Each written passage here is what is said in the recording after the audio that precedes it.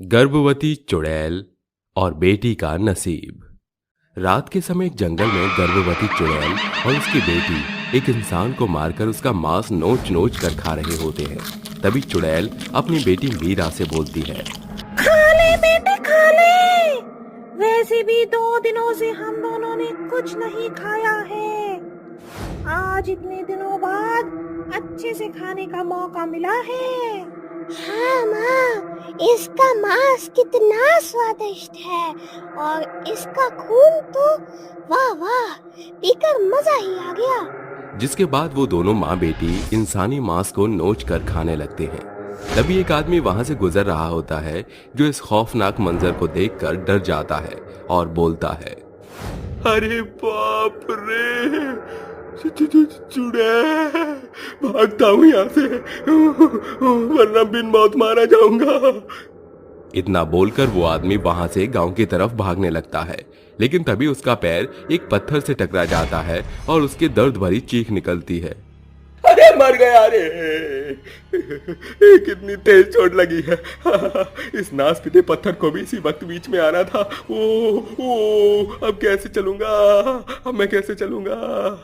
तभी गर्भवती चुड़ैल और उसकी बेटी उस आदमी को देख लेती हैं और चुड़ैल बोलती है, लगता है आज किस्मत कुछ ज्यादा ही मेहरबान है हम पर। तभी तो एक और शिकार मिल गया हमें। चल जल्दी से चलते हैं और उसे पकड़कर उसका शाही कबाब बनाते हैं। हाँ माँ, सही कहा आपने। मुझे भी कुछ ऐसा ही लगता है। अब देर ना करते हुए हमें इस शाही दावत का लुत्फ उठाना चाहिए। जिसके बाद दोनों चुड़ैल उस आदमी के पास जाती हैं। अपने पास चुड़ैल को देखकर आदमी बहुत डर जाता है और उनसे बोलता है, मुझे छोड़ दो, मत मारो मुझे, मैंने तुम्हारा क्या बिगाड़ा है।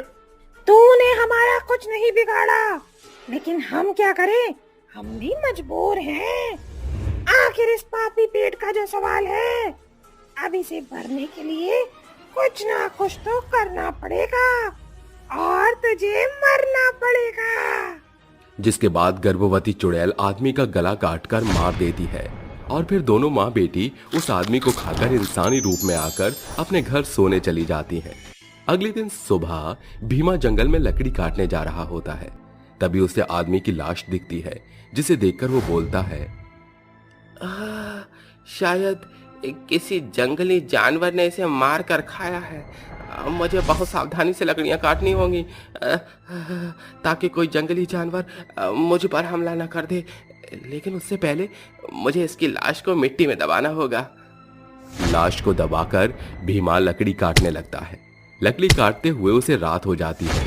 तभी वो खुद से बोलता है, अब मुझे घर चलना चाहिए, यहाँ ज्यादा देर रुकना खतरे से खाली नहीं है। जिसके बाद भीमा घर जाने लगता है। तभी अचानक से उसके सामने गर्भवती चुड़ैल और उसकी बेटी आ जाती है और चुड़ैल उससे कहती है, इतनी भी क्या जल्दी है मेरे राजा घर जाने की? अब तो तुझे हमारी भूख मिटानी है।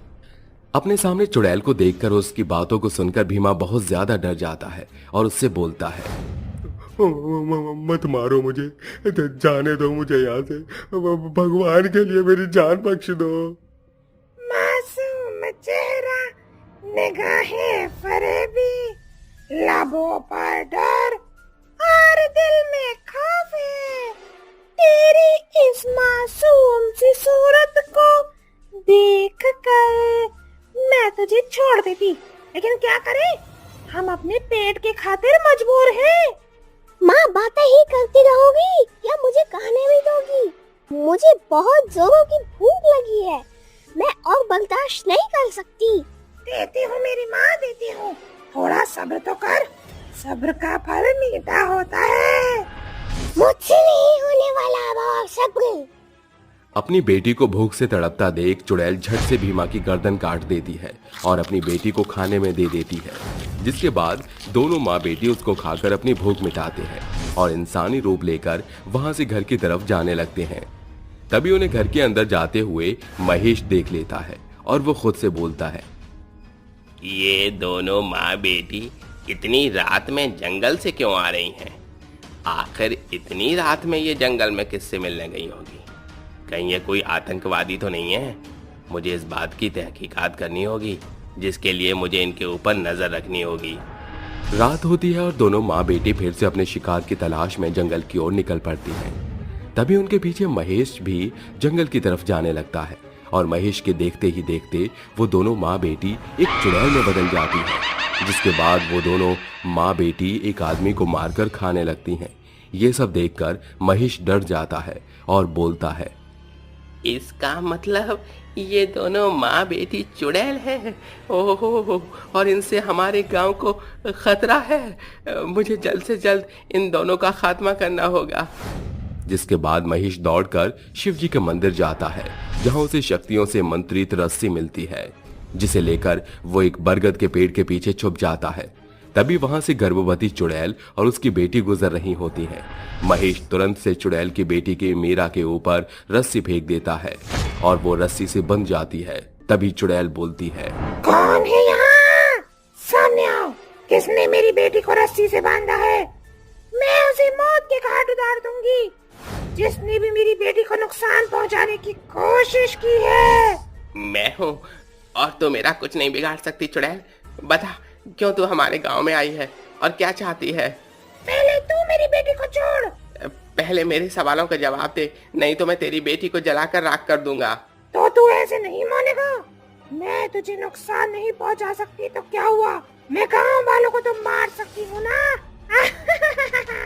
इतना बोलकर चुड़ैल गांव में तूफान ले आती है, जिसकी वजह से सभी लोग अपने घरों से बाहर निकल जाते हैं। फिर चुड़ैल एक एक करके लोगों को मारने लगती है और कहती है, मार दूंगी, किसी को नहीं छोड़ूंगी। रुक जा चुड़ैल, अगर तूने लोगों को मारना बंद नहीं किया तो मैं तेरी बेटी को इसी वक्त जला दूंगा। महेश की बात सुनकर चुड़ैल रुक जाती है और कहती है, मत जलाओ, रुको, मैं अपनी बेटी को खोना नहीं चाहती। मैं तुम सबको बताती हूँ कि आखिर मैं ये सब क्यों कर रही हूँ। मेरा नाम गीता था और मेरी शादी एक ऐसे घर में हुई थी जहाँ लोगों के दिलों में इंसानियत खत्म हो चुकी थी। उनकी नजरों में बेटियों का पैदा होना श्राप माना जाता था। उनका मानना था कि कुल की शान बेटों से बढ़ती है। ऐसे ही एक दिन मेरी सास सुनीता मुझसे कहती है, सुन बहू, जल्दी से तैयार हो जा, तुझे मेरे साथ हॉस्पिटल चलना है सोनोग्राफी के लिए, क्योंकि हम नहीं चाहते कि इस बार भी तू एक बेटी को जन्मे। माँ जी, सोनोग्राफी करवाना तो गलत है ना? तो फिर आप गैर कानूनी काम क्यों कर रही हो? तू मुझे सही गलत की पाठ मत पढ़ा और तू मेरे साथ हॉस्पिटल चल। जिसके बाद वो दोनों हॉस्पिटल जाती हैं। डॉक्टर गीता का सोनोग्राफी करता है और रिपोर्ट में पता चलता है कि इस बार भी गीता बेटी को ही जन्म देने वाली है। ये बात सुनीता घर आकर अपने पति और बेटे को बताती है, जिसे सुनकर सभी गुस्से में आ जाते हैं। तभी सुनीता बोलती है, बेटा, ये कलमुही हमारे कुल को पोता नहीं देने वाली, इसीलिए इन दोनों माँ बेटी का मर जाना ही बेहतर होगा। जिसके बाद वो तीनों मिलकर गीता और उसकी बेटी को जलाकर मार देते हैं। हम एक अच्छी चुड़ैल है और हम किसी को भी मारना नहीं चाहते, लेकिन जब हमें भूख लगती है तभी हम लोगों को मार कर खाते हैं। अगर तुम हमें खाना दे दिया करोगे तो हम किसी भी गांव वाले को नुकसान नहीं पहुंचाएंगे। ये हमारा वादा है। चुड़ैल की दुख भरी कहानी सुनकर गांव के सभी लोगों की आंखों में आंसू आ जाते हैं और महेश बोलता है, तुम्हारे साथ बहुत बुरा हुआ, लेकिन हम तुम्हारी मदद करेंगे। हम तुम्हें खाना देंगे, लेकिन तुम अपने इस वादे को कभी मत तोड़ना, नहीं तो तुम्हें पता है तुम्हारा अंजाम क्या होगा। मैं अपना ये वादा कभी नहीं तोड़ूंगी। जिसके बाद महेश मीरा को रस्सी से आजाद कर देता है और फिर सभी गांव वाले और गर्भवती चुड़ैल और उसकी बेटी गांव में खुशी खुशी रहने लगते हैं।